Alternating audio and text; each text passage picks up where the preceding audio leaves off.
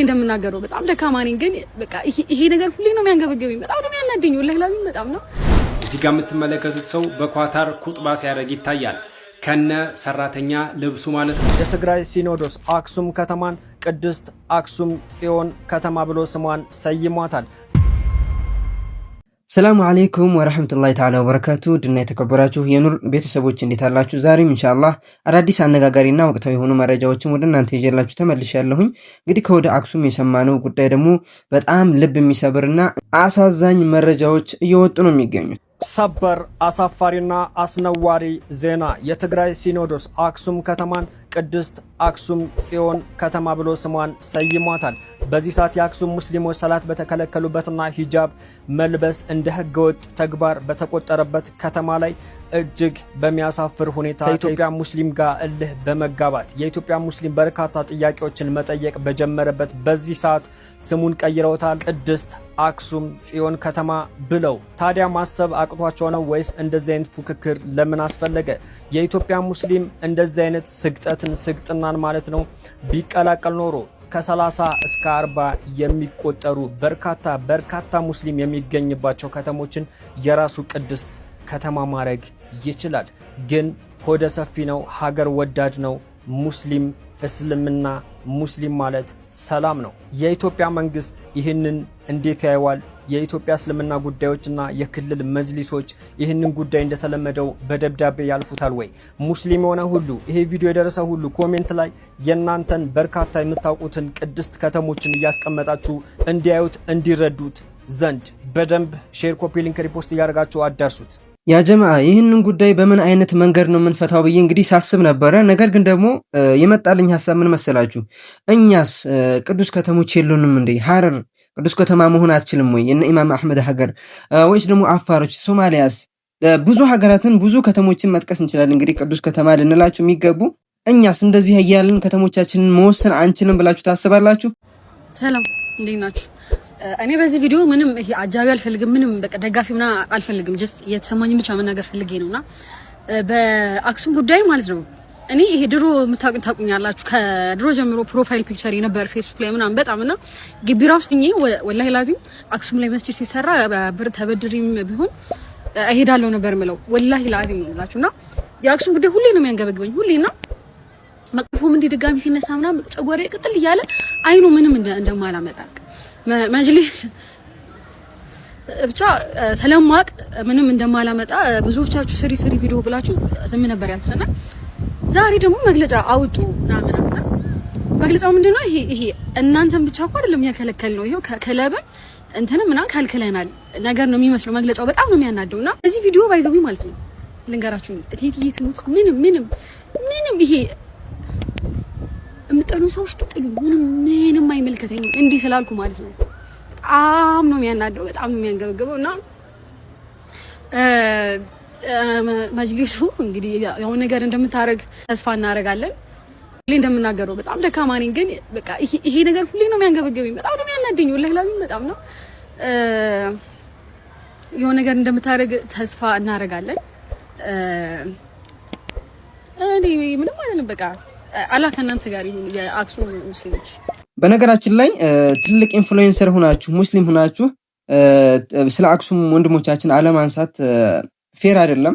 አላኩል ያህል ሀዩቲም ዘግይታ ቢሆንም አሁንም ድምጽ ሆናለች ከውስጧም እንደሚነዳትና ለዚህም መጅሊሱ መንቀሳቀስ እንዳለበት እንግዲህ ጠቆም አድርጋ አልፋለች።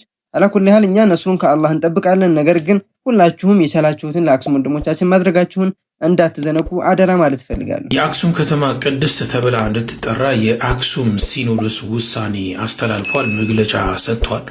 ቪዲዮ መስራት ስላልተመቸኝ እስካሁን ዝም ብዬ ነበረ። አክሱም ቅድስት በመባሏ የሚከፋቸው ሰዎች አይደለሁም፣ እኔ ደስ ይለኛል። ነገር ግን ቅድስናዋን የምትፈልጉ ከሆነ የከተማይቷ ትልቁ ቤተክርስቲያን ፊት ለፊት ያሉ መጠጥ ቤቶችን፣ ጭፈራ ቤቶችን፣ የዝሙት ቤቶችን አንሷቸው። ቅድስና ከዚህ ነው የሚጀምረው። ፖለቲካ አትንዙ። ቅድስናን የምትፈልጉ ከሆነ ለከተማይቷ በከተማይቷ ላይ የሚገኙ ሺሻ ቤቶችን፣ የቢራ ቤቶችን፣ ድራፍት እንዲሁም ደግሞ የጭፈራና የዝሙት ቤቶችን አንሷቸው። ሴተኛ አዳሪዎችን ከዛ አጥፏቸው። ከተማይቷን ቅዱስ ማድረግ የምትፈልጉ ከሆነ ከተማይቷን ቅዱስ ማድረግ የምትፈልግ ከሆነ ካባ ለብሰህ መጠጥ አትጠጣ፣ ጭፈራ ቤት አትግባ። ቅድስና የሚጀምረው ከዚህ ነው። ቅድስና ከተማይቷን ቅድስት የምታደርገው ሙስሊሙን መስጂድ በመከልከል መቀበሪያ በመከልከል ሴቶችን ራቁታችሁን ካላየኋችሁ ብለህ ሂጃብ በመከልከል አይደለም ከተማይቷን ቅድስት የምታደርገው። ከተማይቷ ላይ ያሉ የጭፈራ ቤቶች፣ መጠጥ ቤቶች፣ የሺሻ ቤቶች፣ የዝሙት ቤቶች ከተማይቷ ላይ ካሉ ቤተክርስቲያን 3 እጥፍ ናቸው። እንዴት ነው ከተማይቷን ቅድስት የምታደርገው? ካባ ለብሰህ ቤተክርስቲያን ፊት ለፊት ላይ ቢራ እየጠጣ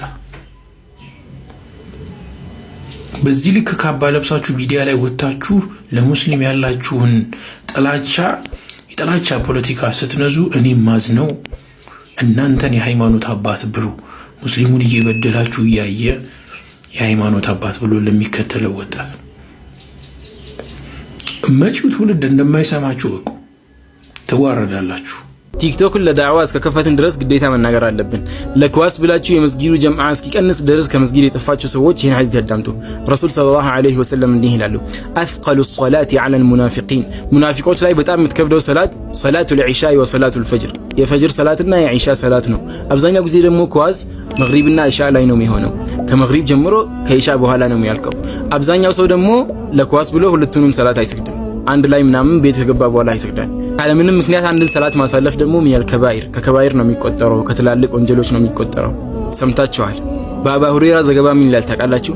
ለው ያዕለሙነ ማ ፊሂማ፣ ኢሻ ውስጥ ያለውን ነገር ቢያውቁ ኖሮ ለአተውሃ ሐብወን፣ መሬት ላይ የተንሸራተቱ ራሱ ይመጣት ነበር ይላል ረሱል ሰለላሁ ዐለይሂ ወሰለም። እናንተ ግን ለኳስ ብላችሁ እዚህ ጋር ኳስ እያያችሁ ተነስታችሁ አሰግዱ። አላህ ይዓኒኩም። አንዳንድ ደግሞ ደስ የምትሉ ሰዎች አላችሁ። ልክ ሰላም ስታወጡ የሆነ ስልክ ላይ የስኮር ቦታ አለች። ልክ ሰላም ስታወጡ ቶሎ ብላችሁ እሷን የምትከፍቱት ሰዎች ወሰላም። ከእስልምና ውበቶች መካከል የሰው ልጅ እኩል ማየት ነው። እዚህ ጋር የምትመለከቱት ሰው በኳታር ኩጥባ ሲያደርግ ይታያል። ከነ ሰራተኛ ልብሱ ማለት ነው። እዚህ ጋር የምትመለከቱት ኡጋንዳዊ አብዱራህማን አብዱራሺድ የተባለ ኡጋንዳዊ ነው። እናም በኳታር በአንድ የጋዝ ስቴሽን ውስጥ ተቀጥሮ የሚሰራ ሰው ነው። እናም ይህንን እየሰራ የጁምዓ ሰላት ደርሶበት ወደ መስጂድ ሄዳል። በሰዓቱ ግን ማለት ነው የጁምዓ ኻጢቡ በዛ በመስጂድ አልተገኙም ነበረ። በዚህ ጊዜ መፍትሄ በሚፈልጉበት ወቅት እሱ ወጥቶ እንደሚያደርግና የቁርአንና የአረበኛ እውቀት እንዳለው ይነግራቸዋል። እናም እነሱ ይፈቅዱለትና እንደምትመለከቱት በጁምዓ በዛ በተሰበሰበው ምእመን መካከል የሚገርም ኩጥባ በማድረግ ማለት ነው እንግዲህ ምእመኑን ማሰገድ ችሏል። በዚህ ተግባሩ የአረበኛ እውቀቱ ጥልቅ መሆኑን የቁርአን እውቀቱና እንደዚሁም ደግሞ የኩጥባ ላይ ሲያደርግ ኮንፊደንሱን በማየት ማለት ነው አንዳንድ ተቋማት ሽልማቱን ላሰጥተውታል። ይህ በማህበራዊ ሚዲያ ከተለቀቀ በኋላ ማለት ነው። እናም ምን ልላችሁ ፈልጌ ነው ከእስልምና ውበቶች መካከል የሰው ልጅ በእምነቱ በጥንካሬው እንጂ በልብሱ አሊያም በስራው እንዳልሆነ ከሚያሳዩበት የእምነት አንደኛው መሰረቱ የእስልምና ውበት ይህ ነው። እናም ብዙዎች በአንድ ወቅት ተቀባብለውት ነበረ። እስኪ እናንተ በኮሜንት እየገባችሁ ማሻአላህ በሉት ማለት ነው። ለተመሳሳይ መረጃ የፕላስ ምልክቷን መጫናችሁን አትርሱ። የመሬት ስበት አይሰራም ብለው የሚያምኑ እንስሳት አይተው ያውቃሉ? ሰላም አለይኩም ውዶቼ፣ እነዚህ የሮኪ ተራራ ፍየሎች ናቸው። ይህ ድርጊት የድፍረት ተግባር ብቻ አይደለም፣ ይልቁንም ከመሬት ስበት ጋር የሚደረግ ጥንቃቄ የተሞላበት ድርድር ነው። እንዲህ ባለ 90 ዲግሪ ቀጥ ያለ ገደል ላይ የሚወጡት ለምን ይመስላችኋል? ምክንያቱም አስገራሚ ነው። ለሰውነታቸው አስፈላጊ የሆነውን ማዕድንና ጨው ለመላስ ሲሉ ሕይወታቸውን ለከፍተኛ አደጋ ያጋልጣሉ። ነገር ግን ለነሱ ገደል መውጣት እንደ ሜዳ መራመድ ቀለል ያለ ነው። ሰኮናቸው ልክ እንደ መኪና ጎማ የሚለጠጥና ድንጋዩን ሙጥኝ የሚል ነው። በትከሻቸው አካባቢ ያለው ኃይለኛ ጡንቻ መላ ሰውነታቸውን እንደ ፑላፕ ወደ ላይ እንዲሳቡ ይረዳቸዋል። የሰው ልጅ በሁለት እጁ ተራራ እንደሚወጣው ሁሉ እነሱም በሁለት እግራቸው ብቻ ተራራዎቹን ሌላውን ሰውነታቸውን ተሸክመው ማንቀሳቀስ ይችላሉ። በጣም ጠባብ ቦታ ላይ ቆመው 180 ዲግሪ የመዞር አስገራሚም ጥበብ አላቸው። ለምን ገደል ላይ ይኖራሉ ብላችሁ ልታስቡ ትችላላችሁ። ከፍተኛው ገደል ለነሱ ህልውናቸው ነው። እንደ ነብር፣ ድብ፣ ተኩላ ያሉ አዳኞች እዚህ እነሱ ጋር ሊደርሱባቸው አይችሉም። በተፈጥሮ ምህንድስና የታነጹ ተራራ የተቆጣጠሩ ድንቅ ፍጥረታት ናቸው። የተፈጥሮ ድንቅ ስራ አይደሉምን? እናንተስ እንዲህ አይነት ገደል ላይ የመቆም ድፍረቱ አላችሁ? ኮሜንት ላይ ልንገሩኝ። ለተጨማሪ አስገራሚ ቪዲዮዎች ፎሎ ማድረጋችሁን አትርሱ። የዛሬው ቆይታችን ይመስላል። ሰላም አለይኩም።